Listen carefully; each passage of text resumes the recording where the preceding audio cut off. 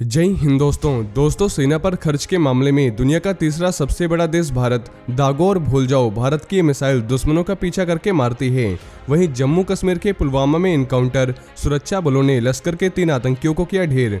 तो आइए जानते हैं इनके बारे में डिटेल में। दोस्तों, चीन जैसी शक्तियों से निपटने के लिए भारत लगातार अपनी स्ट्रेटेजिक पावर बढ़ाने में लगा है। मौजूदा समय में चीन के बाद भारत के पास ही सबसे बड़ी सेना है। सिप्री की रिपोर्ट के मुताबिक भारत ने साल 2021 में सेना पर 76.6 अरब डॉलर खर्च किए। यह दुनिया में तीसरा सबसे बड़ा मिलिट्री खर्च का आंकड़ा है। एक साल पहले के मुकाबले भारत ने 0.9% ज्यादा खर्च किया। वहीं 2012 के मुकाबले 33% ज्यादा है।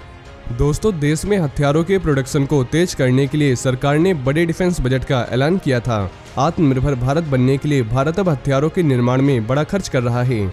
सेना पर खर्च के मामले में अमेरिका और चीन अब भी पहले और दूसरे नंबर पर हैं। अमेरिका ने साल 2021 में सेना पर 801 अरब डॉलर खर्च किए, जो 2020 के मुकाबले 1.4% कम है। वहीं चीन ने 293 अरब डॉलर खर्च किए, जो 2020 की तुलना में 4.7% ज्यादा है। सिप्री के मुताबिक 2021 में सेना पर सबसे ज्यादा खर्च किया गया और ये आंकड़ा बढ़कर 2.1 ट्रिलियन पहुंच गया। स्टॉकहोम इंस्टीट्यूट के एक बयान में कहा गया कि 2021 में दुनिया में कुल सेना का खर्च 0.7% बढ़ गया है। ये आंकड़ा 2113 पर पहुंच गया है।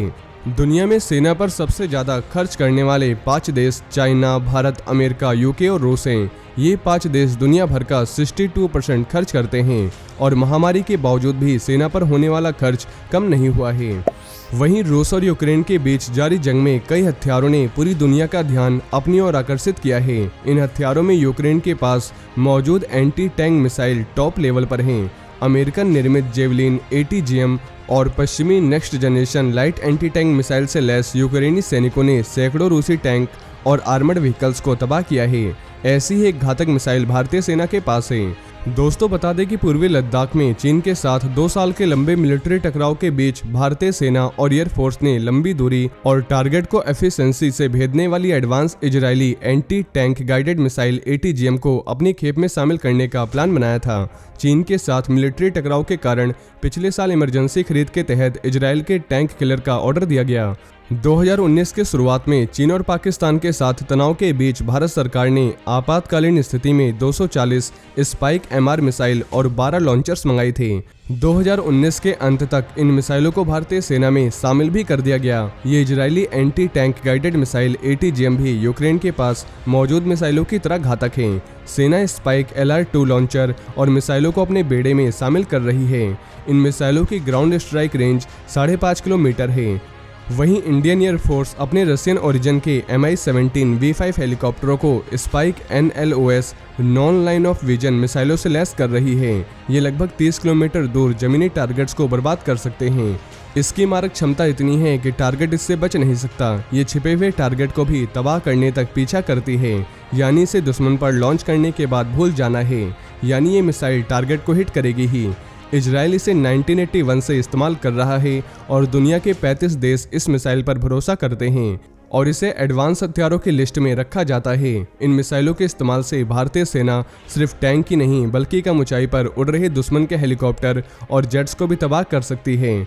और स्पाइक ATGM के 9 वेरिएंट्स हैं। स्पाइक ATGM की लंबाई लगभग 3 फीट 11 इंच होती है और अलग अलग वेरिएंट्स में इसकी लंबाई और वजन में थोड़ा बहुत अंतर होता है। इसे लॉन्च करने के लिए तैयार होने में मात्र 30 सेकंड का समय लगता है और फिर 15 सेकंड में इसे रिलोड भी कर सकते हैं। वहीं जम्मू और कश्मीर के पुलवामा में पाहू इलाके में पुलिस और आतंकियों के बीच मुठभेड़ जारी है। पुलिस और सुरक्षा बलों ने पाहू इलाके में आतंकियों की घेराबंदी कर ली है।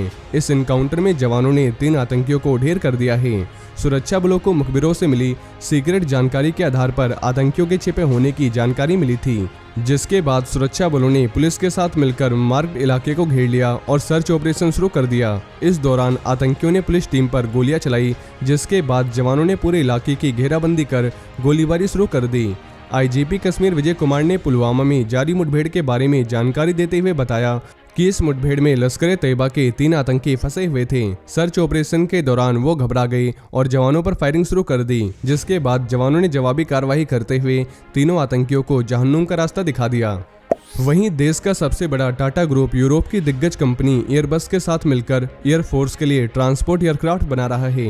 यह काम buy global make in India model के तहत किया जा रहा है। इस मॉडल की सफलता से एक्साइटेड एयरफोर्स फाइटर जेट्स की खरीद के लिए भी यही मॉडल अपना सकता है। इससे एयरफोर्स को जल्द से जल्द फाइटर जेट्स की आपूर्ति हो सकेगी और देश की डिफेंस तैयारियां अफेक्टेड नहीं होंगी। Air force 114 multirole fighter jet MRFA की खरीद के लिए शुरुआत में स्ट्रेटेजिक पार्टनरशिप मॉडल पर काम कर रही थी। ये डील करीब 20 अरब डॉलर की है। स्ट्रेटेजिक पार्टनरशिप मॉडल के तहत जेट बनाने के लिए किसी भी भारतीय कंपनी को विदेशी सप्लायर के साथ हाथ मिलाना था, लेकिन फिलहाल ये मॉडल सफल नहीं हुआ। नेवी ने इस मॉडल के तहत 2 प्रोजेक्ट शुरू किए थे, लेकिन वे आगे नहीं बढ़ पाए। दूसरी ओर buy global make in India project सफल रहा है। टाटा एयरबस ने C295 ट्रांसपोर्ट एयरक्राफ्ट बनाने के लिए डील की है। दोस्तों, buy global make in India से भारतीय कंपनियों को टेक्नोलॉजी पार्टनर ढूंढने के लिए ज़्यादा ऑप्शन मिलते हैं। एयरफोर्स ने MRFA की खरीद के लिए कम से कम 4 अलग अलग ऑप्शंस पर विचार किया है। आखिरकार एयरफोर्स इस नतीजे पर पहुंची है कि buy global make in India model ही इसके लिए सबसे सही रहेगा। गवर्नमेंट सोर्सेस के मुताबिक इस मॉडल से प्रोजेक्ट को आसानी से समय से आगे बढ़ाया जा सकता है। स्ट्रेटेजिक पार्टनरशिप मॉडल में कई समस्याएं सामने आई है। इसके तहत पहला प्रोजेक्ट नेवी के लिए यूटिलिटी हेलीकॉप्टर खरीदने की थी, लेकिन ये आगे नहीं बढ़ पाया। ये डील पिछले 2 साल से अटकी हुई है और इसके आगे बढ़ने की संभावना नहीं है। इसकी वजह यह है कि शुरुआत में हिंदुस्तान एरोनॉटिक्स लिमिटेड HAL को इसमें हिस्सा नहीं लेने दिया गया। डिफेंस मंत्रालय ने अब नेवल यूटिलिटी हेलीकॉप्टर्स को इंपोर्ट बैन लिस्ट में रखा है। इस रेस में अब हिंदुस्तान एरोनॉटिक्स लिमिटेड का एडवांस लाइट हेलीकॉप्टर ALH का नेवल वर्जन सबसे आगे चल रहा है।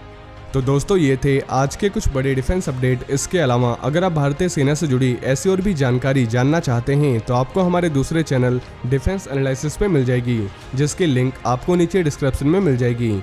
और ये जानकारी अगर आपको पसंद आई हो तो वीडियो को ज़्यादा से ज़्यादा शेयर करें और चैनल को सब्सक्राइब करना न भूलें। जय हिंद, जय भारत।